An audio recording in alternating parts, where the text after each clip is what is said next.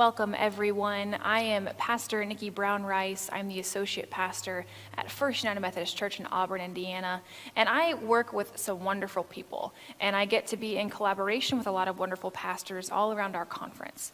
Through relationships growing up and work relationships, we all were kind of thinking, what can we do this Easter to be the church, the big church? We are all navigating a very different time. Easter this year, in the midst of a pandemic, is just kind of throwing a lot of things at us. And so in some talks and brainstorming, we had the idea to try to collaborate as much as we could to put together a service during Holy Week for people. So what we came up with is a Good Friday service of Tenebrae.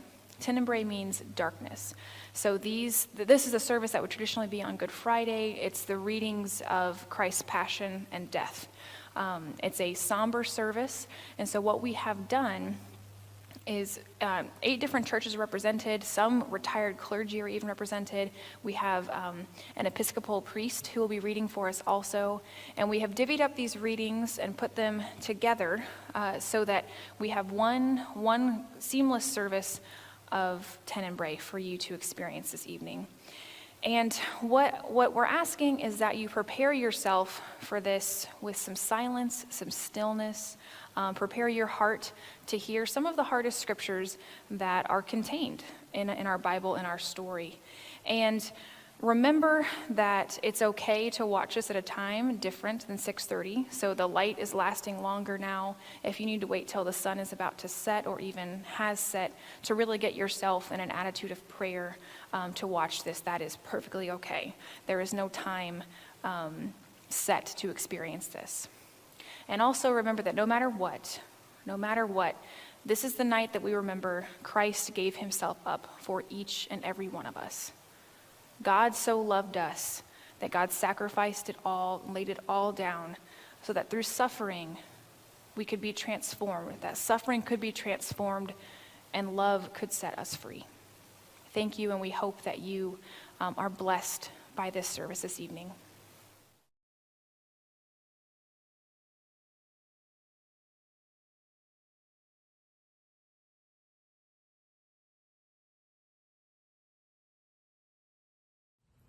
It was 2 days before the Passover and the Feast of Unleavened Bread.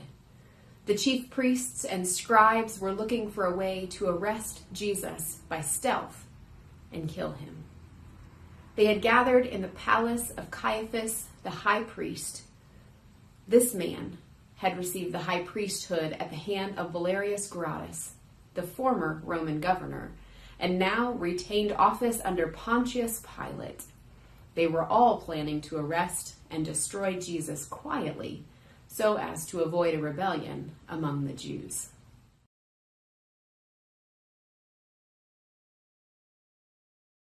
At this time, Jesus was lodging at Bethany in the house of Simon the leper.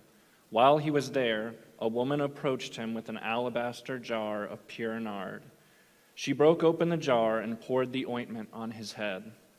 When the disciples saw the act, they were outraged. "Why this waste?" they demanded. "Such costly ointment might have been sold for a large sum and given to the poor." Jesus responded, "Why do you bother the woman? Let her alone. She has performed a good service for me.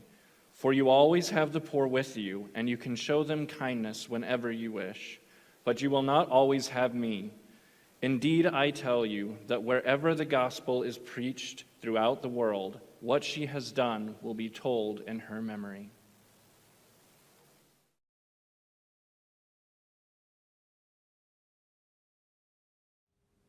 Then one of the 12, named Judas, son of Simon the Iscariot, went to the chief priests and asked, "What will you give me if I deliver Jesus to you?"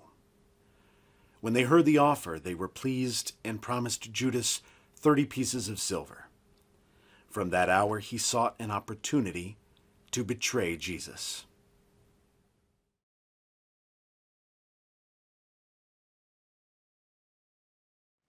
At the beginning of the feast, when the Passover lamb was sacrificed, the disciples of Jesus approached him and asked, "Where do you wish us to prepare the Paschal meal?"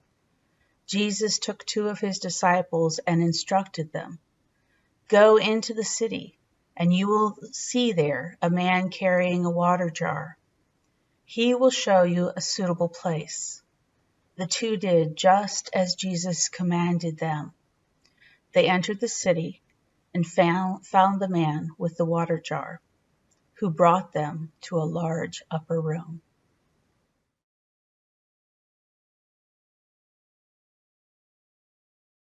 When evening had come, Jesus arrived with the 12. While they were eating, he said, "Truly I tell you, one of you is going to betray me." The disciples were stunned with grief and began to protest one after the other, "Surely not I." Jesus replied, "The betrayer is one of you dipping his hand in the dish with me.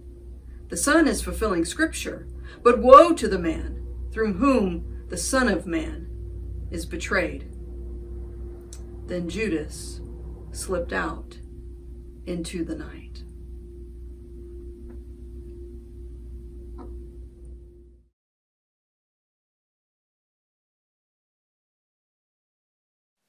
As they were eating, Jesus took the bread. After reciting the blessing, he broke it and gave it to his disciples as he said, "Take, eat, this is my body."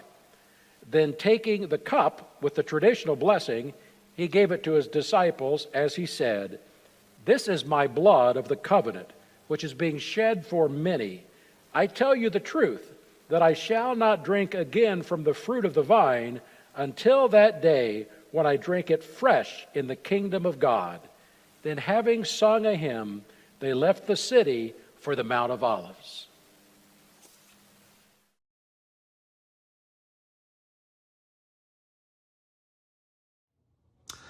As they walked, Jesus said to his disciples, "You will all desert me this very night. So it is written in the prophet Zechariah, 'Strike the shepherd, and the sheep will be scattered.'"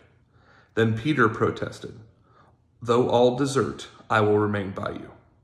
Jesus replied, "I tell you truly, that this very night, before the cock crows twice, you shall deny me 3 times. Still Peter maintained, "Even though I must die with you, I will never deny you." And so declared all the disciples.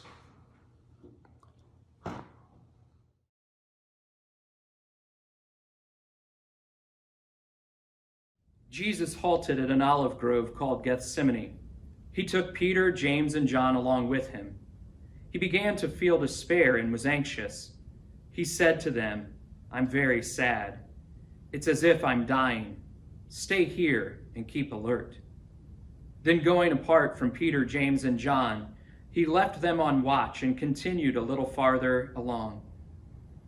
There he fell on his face in anguished prayer. He prayed, "Abba, Father, for you all things are possible. Take this cup of suffering away from me. However, not what I want, but what you want." Soon he returned to the 3 on watch and found them sleeping. Rousing them, he asked Peter, "Could you not watch with me for just 1 hour? Watch and pray that you are not put to the test, for the spirit is willing, but the flesh is weak." Again, Jesus went apart in troubled prayer, and again he returned to find the disciples sleeping, for their eyes were heavy. A 3rd time Jesus withdrew to pray, and a 3rd time he found the disciples sleeping. Then Jesus said, "Sleep on and finish your rest. Now is the time for the Son of Man to be delivered into the hands of sinners. Here comes my betrayer."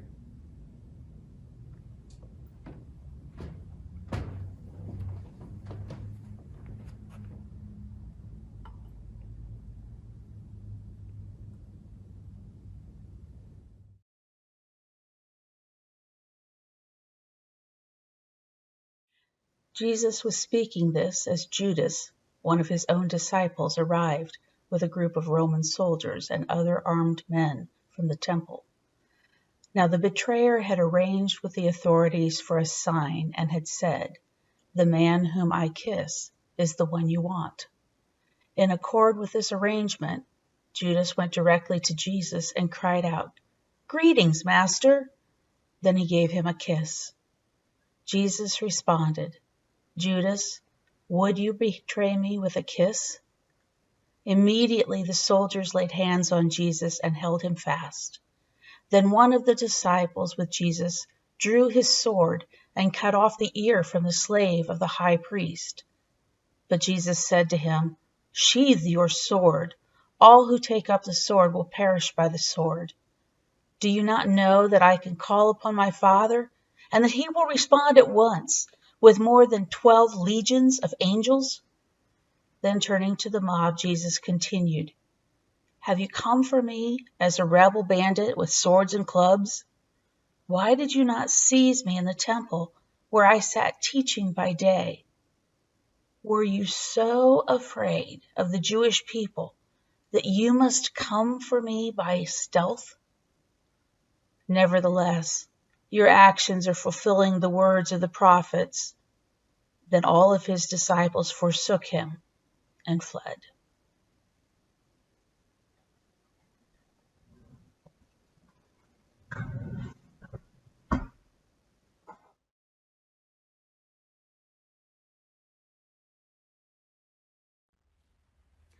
Those who had seized him brought him to Caiaphas, the high priest. Peter followed at a distance as far as the courtyard. There he sat with the attendants and warmed himself by the fire. The high priest had gathered around his whole council, and they began to arrange the case against Jesus, which they would present to Pontius Pilate, the governor. The charge was that Jesus claimed to be king of the Jews, and they had brought in many false witnesses, but to no avail.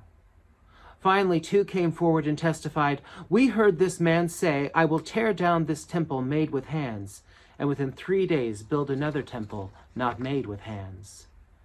The testimony was evidence that Jesus claimed an authority over temple affairs, which traditionally belonged only to the rulers of Israel. And in those days, Israel was ruled by Rome. Yet even these witnesses were unable to agree on their testimony. Finally, Caiaphas stood up and examined Jesus directly. Have you an answer to these charges? Demanded the high priest. Jesus remained silent and answered nothing. Then the high priest put the question of kingship in terms of royal titles, anointed and Son of God. Are you the anointed one, the Son of the Blessed? He probed. Jesus answered, I am, and you shall see the Son of Man seated on the right hand of power, and coming in the clouds of heaven. The high priest turned and said, What need have we of witnesses? He has condemned himself. And they all concurred that Jesus was indeed worthy of death. Then those holding Jesus began to spit on him. They covered his face and were striking him, and they taunted him and said, O anointed one, prophesy. Who is this who is striking you?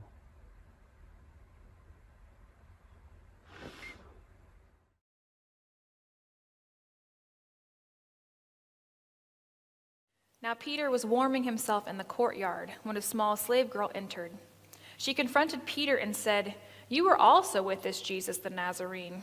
Peter quickly gave a denial. I do not know what you are talking about, he replied, and went outside to the gateway. Meanwhile, the cock crowed. The slave girl followed Peter out and said to the bystanders, This man is one of them. Again, Peter denied knowing Jesus. After a little while, the bystanders said directly to Peter, Surely you are one of them, for you speak with a Galilean accent. Then Peter began to swear with an oath, I do not know this person of whom you are speaking. But the cock interrupted him as it crowed for the second time. Immediately Peter remembered how Jesus had said to him, Before the cock crows twice, you will deny me 3 times. He went out and wept bitterly.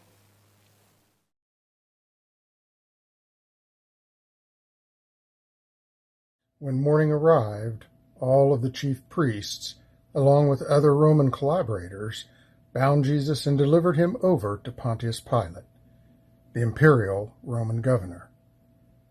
When Judas saw what was happening, he knew that Jesus was doomed, and he repented.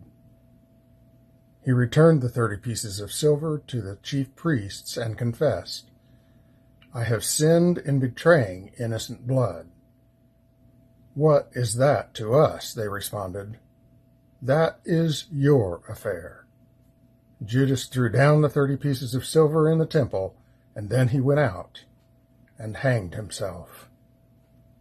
Picking up the silver pieces, the chief priests said, "It is unlawful to put this silver into the treasury, for it is blood money."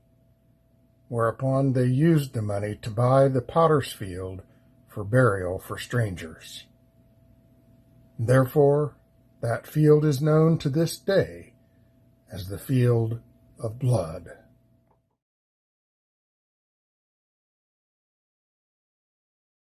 Jesus stood before the Roman governor as the accusers made their charge. "We found this man perverting our nation," they said. "He was forbidding us to pay taxes to the emperor and proclaiming himself anointed king."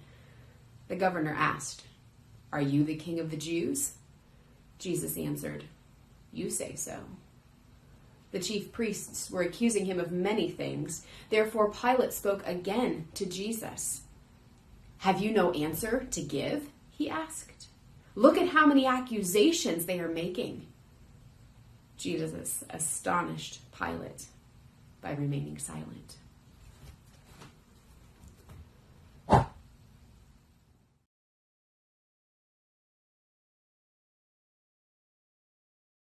At that festival, the governor used to release a prisoner, and some were urging Pilate to do so at this time.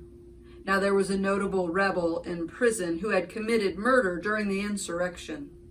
His name was Barabbas. Therefore, the chief priests arranged a demonstration to demand Barabbas.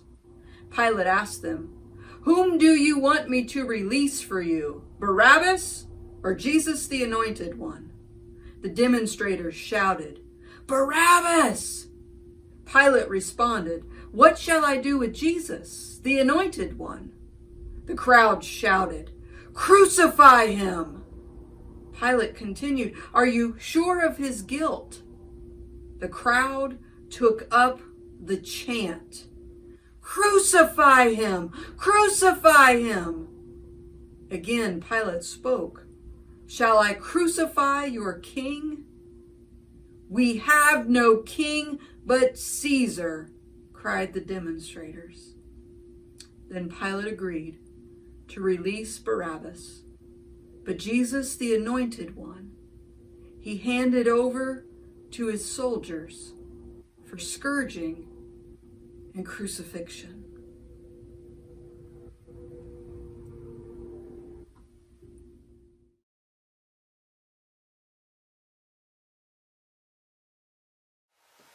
The soldiers led Jesus away within the governor's palace. There they assembled the whole battalion. They clothed Jesus in royal purple. They set a crown of thorns upon his head and shoved a reed between his fingers for a scepter. They began to mock him by kneeling before him and proclaiming, "Hail, King of the Jews!" They also spat upon him and beat him on the head with a stick. Then, after mocking him, they took away the purple, returned his own clothes, and brought him out to crucify him.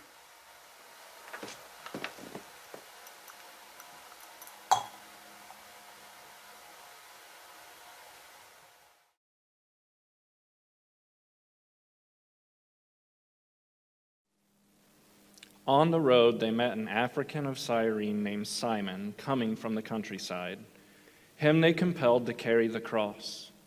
They brought Jesus to a place called Golgotha, which means the skull. There they crucified him.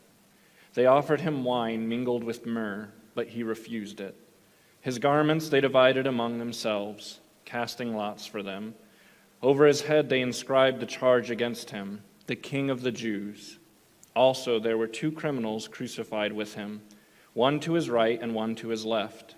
Those who passed by were shaking their heads in derision and saying, "So you would destroy the temple and rebuild it in 3 days? Save yourself. Come down from the cross." Likewise, the priestly collaborators mocked him as they said to one another, "He saved others, himself he cannot save. Let the Anointed One, the King of Israel, come down from the cross that we may see and believe." Even the 2 crucified with him reviled him.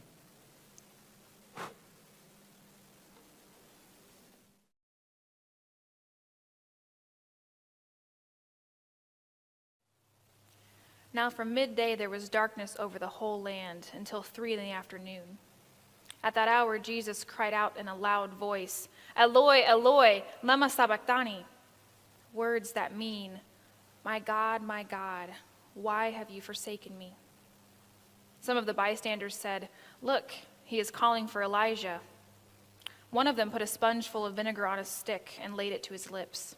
Others said, "Wait, let us see whether Elijah will come to take him down." Then Jesus, having uttered a loud cry, breathed his last.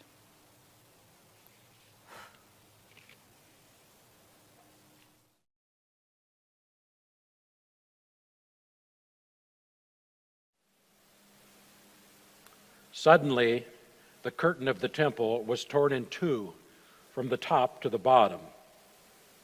The earth shook, and the rocks were split. Even the tombs of the dead were opened. Now when the centurion on watch and the others who were with him saw all that was taking place, they were filled with awe and said, "Surely this man is the Son of God."